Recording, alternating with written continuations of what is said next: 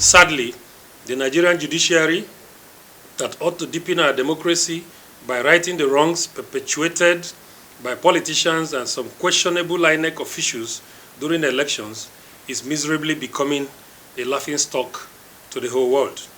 Some judges, especially those at the election petitions tribunals and Court of Appeal, now interpret the law to suit their whims and caprices.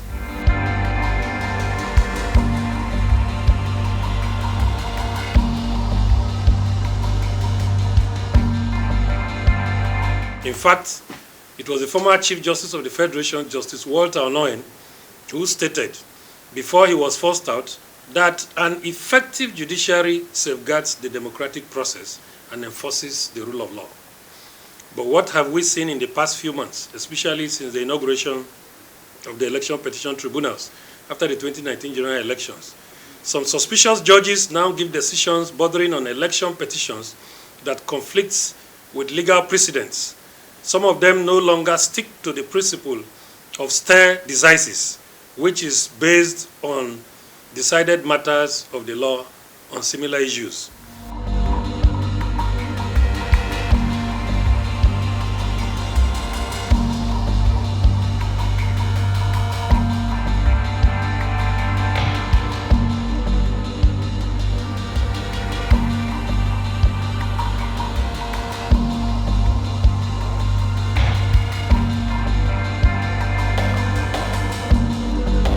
More worrisome is the constitutional issue arising from the Imo State governorship election being tossed around by the judiciary.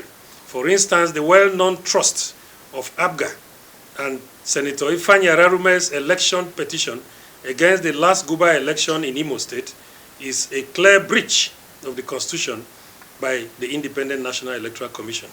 By the declaration and return of Honorable Emeka Ihedioha as governor of Imo State, despite his failure to meet the constitutional minimum requirements of scoring 25% of the votes cast in each of at least 2/3 of the local government areas in the state in the last general election.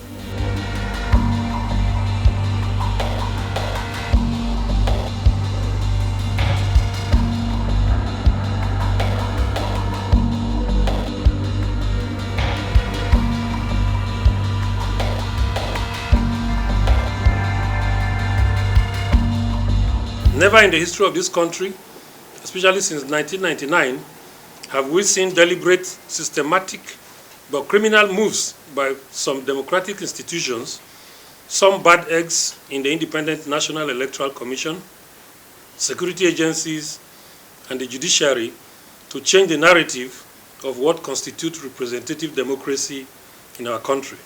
We cannot reward election riggers in our democracy. Those who are products of fraudulent electoral processes cannot rule over us. God forbid. It is our considered view, therefore, that for us to save our democracy, the judiciary must rescue itself, and the time to do it is now or never.